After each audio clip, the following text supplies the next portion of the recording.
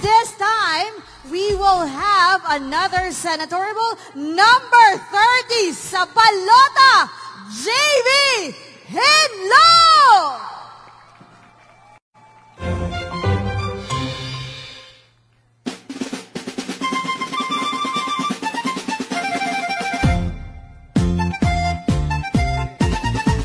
Sa laban kontra korupsyon, si JV ang solusyon. Para sa bayan, siya'y may dedikasyon. Pilipinas ay paunlarin, sa industriya ay palalakasin. Agrikultura'y susuportahan, trabaho'y darating. JV Hinlo sa Senado, numero 30 sa balota. Para sa bayan, siya ang ating pag-asa. Edukasyon. Mayong gabi, El Salvador, Misamis Oriental. Mayong gabi, ako po si Attorney JV Hinlo, nag-iisang kandidato ng PDP Laban na nagre-representa sa Visayas. Mag-isa lang po. Nandito po ako ngayon para humingi ng tulong sa inyo. Kasi po, hindi po ako sikat. Hindi po ako marunong kumanta. Hindi po ako marunong sumayaw. Pero iba po ang dala ni Attorney Hinlo. Dala po ni Attorney Hinlo ang puso para mabago ang Pilipinas na siyang rason kung bakit ako'y pinayagan ni Tatay Digong na tumakbo bilang senador. Bakit kailangan tumakbo ni Attorney JV Hinlo? Dahil po sa kawalan ng National Economic Program ng ating bansang Pilipinas. Wala po akong nakita sa ating mga opisyal na nakaupo ngayon kung anong plano nila para sa ating bansa.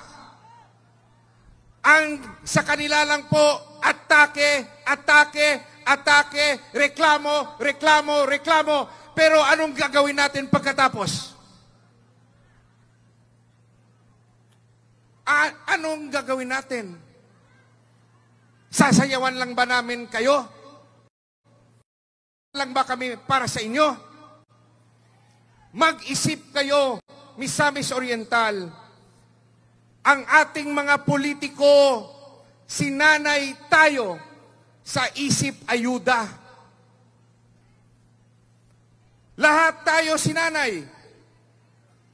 Sa mga gutom, ito pera.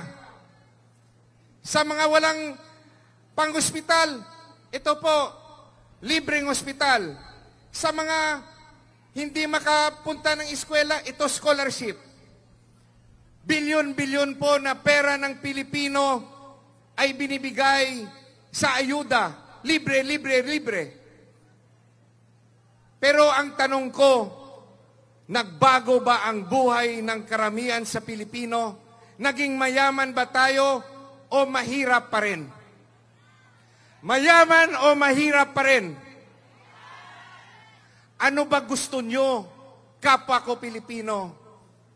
Gusto nyo bang pinapalinya kayo ng mga politiko at parang pulubi, hihingi ng kanilang pera at ayuda na galing sa pera ng gobyerno? Gusto nyo ba ganun na lang tayo? Gusto nyo ba ganun na lang yung tingin ng mga politiko sa atin? Ang ating panggobyerno hindi dapat nakabase sa personalidad.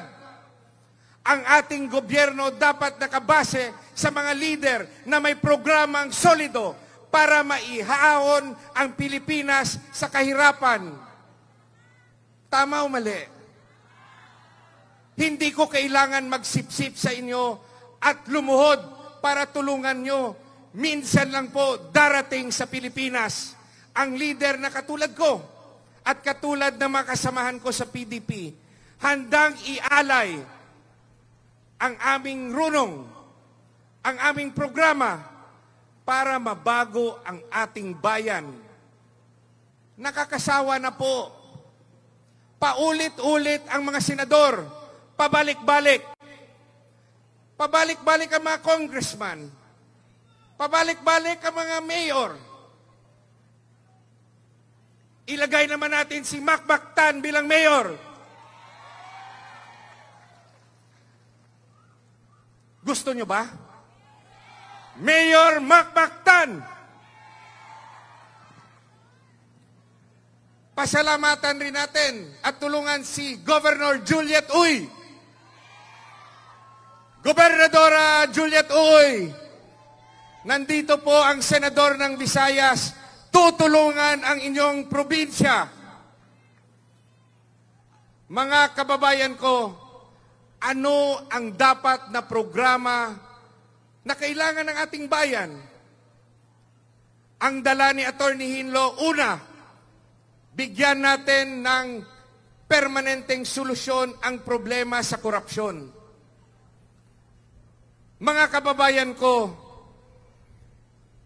lahat ng mga politiko nagsasabi kontra sila sa korupsyon. Pero ang tanong ko, paano natin lalabanan ang korupsyon? Nakatago po ang mga transaksyon na korupsyon ng mga corrupt officials. Ang problema hindi sa penalty. Ang problema, nahihirapan po tayo maghanap ng ebidensya na ikakaso sa mga tiwaling opisyal. Kayo na binibigyan ng ayuda, di ba may resibo? Example, nakalagay sa resibo sa ayuda, receive 5,000 pesos financial assistance from the government. Ang tanong ko, buong 5,000 ba nare-receive nyo? O kalahati na lang o 2,000? Buo o hindi? Buo o hindi? Tanong ko sa inyo, may naglalakas loob ba sa atin na magreklamo sa ombudsman na yung binibigay sa inyo hindi buo, kundi kalahati? May naglalakas loob ba? Wala, dahil takot tayo. Magugulo ang ating buhay.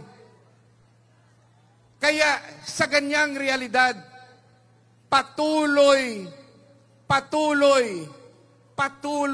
ang korupsyon kahit ginagawa na sa ating mukha. Anong ginagawa natin? Nakapikit. Hindi nakarinig. At pipi tayong hindi nagsasalita dahil takot ang ordinaryong Pilipino. Attorney, ano ang dapat nating gawin?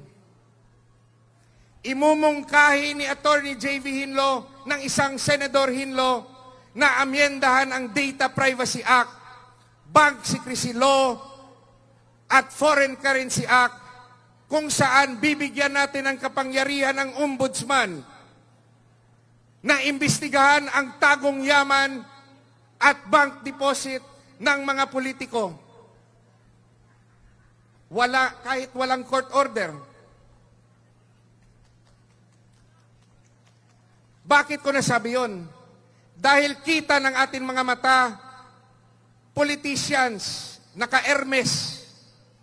Hermes. Politicians, naka-Rolex.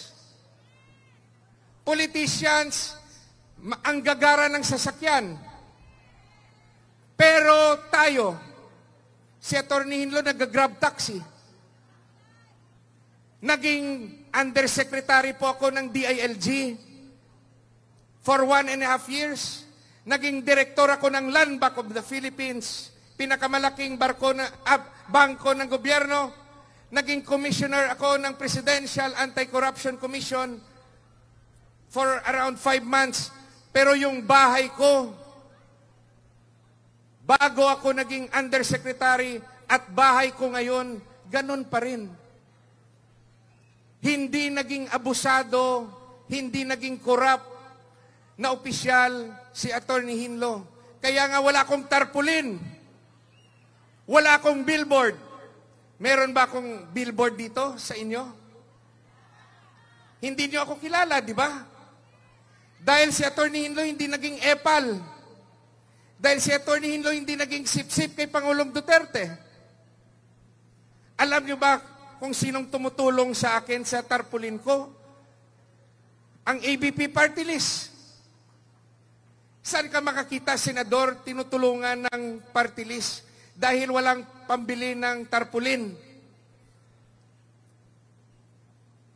Bakit? Dahil hindi ako naging korap na opisyal. Anong nakaugalian natin? Pag alam natin mayaman, pag alam nating may kapangyarihan, doon tayo papicture ng papicture. Pagkatapos nagrereklamo tayo na ang buhay natin hindi nagbabago. Ano ba kayo? Magpapabulag-bulagan ba tayo? Magpapabingi-bingihan ba tayo? At maging pipi ba tayo sa katotohanan na ang kahirapan, ang korupsyon sa ating bansa ay dulot dahil hindi tayo nagsasalita, dahil takot tayo. Pero may hangganan ang lahat. Mayroon kayong kapangyarihan na baguhin ang sitwasyon nating mga Pilipino. Sa Mayo 2025, may boses tayo. Ang boto ng makapangyarihang opisyal ng nasyon, ng presidente, parehos lang ng boto ninyo. Tayo'y dapat magkaisa, magtulungan. Gusto nyo bang mabago ang politika o gusto nyo ba manatili ang politikang ayuda ng rehimeng Marcos? Mabago o pareho pa rin? Pagbabago o pareho pa rin? Misamis Oriental, lumaban po tayo na magkaroon ng tunay na pagbabago. Ano ang programa ni Attorney Hinlo para labanan ang kahirapan? Sabi ko nga sa inyo, nasanay ang mga politiko ibigay sa inyo lahat ang libre. Ipagpapatuloy po natin ang ayuda sa mga may sakit na mahirap. Tama lang na tulungan sila. Ipagpapatuloy natin ang ayuda sa hindi makapunta ng eskwela dahil sa kahirapan. Ituloy natin ang scholarships. Ituloy rin natin ang tulong burial assistance sa mga walang pera makapaglibing. Ituloy natin. Ituloy rin natin ang tulong sa mga senior citizens na walang retirement and pension benefit. Tulungan natin ang ating mga magulang at nakakaedad. Tulungan rin natin at ituloy ang ayuda sa mga walang trabaho. Pero talagang walang trabaho na nangangailangan ng tulong natin. Hindi yung walang trabaho dahil housewife ng barangay captain. Walang trabaho dahil housewife ng kapatid ng mayor. Dapat po ayusin ng gobyerno ang budget. Dahil po ang pera natin, yung pinamimigay, hindi yun nakukuha na magic. Yan po ay galing sa taxes natin at dahil sa utang ng gobyerno. Attorney, nasabi mo na po, may problema tayo sa kahirapan. Nakasanayan na namin yan. Puro na lang paulit-ulit. Taon-taon, every election, nandyan yan. Ano ang solusyon, Attorney Hinlo? Ang solusyon ng isang Senador Hinlo, the Philippines needs to industrialize. Industrialization. The Philippines needs to build our own weapons. Gumawa tayo ng sariling armas. Sariling makinarya, sariling medisina, sariling vaccine. Dapat ang factories nandito sa Pilipinas, hindi sa ibang bansa. Bakit ko nasabi yun? Tayo'y very proud tayo sa mga OFWs. Pero ang pagkarami ng ating OFWs, nagpapakita ng sakit sa Pilipinas na walang trabaho sa sariling bayan natin. At kailangan ng maraming Pilipino na pumunta sa ibang bansa. Yan po ay masakit na katotohanan. Bakit hindi ginawa ng gobyerno ang dapat gawin? Tulungan ang private sector o kung ayaw ng private sector, ang gobyerno mismo maglagay ng mga malalaking negosyong pagawaan dito sa ating bansa. Magkaroon ng kauna-unang presidente. Ang pangatlo at panghuling programa ni Attorney Hinlo, reforma sa edukasyon. Bakit ganito tayo ngayon? Bakit nagpapabili ang karamihan ng Pilipino sa ayuda? Bakit? May problema tayo sa aton na edukasyon. Ito ba'y sa academics? Ito ba'y sa science? Ito ba'y sa math? Ito ba'y sa English?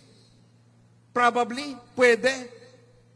Pero ito'y masusolusyonan ng Department of Education at ng CHED, Commission on Higher Education. Pero ano yung sinasabi ni Attorney Hinlo na pinaka-problema natin? Mayor, ang problema ng Pilipino, values formation. Values formation.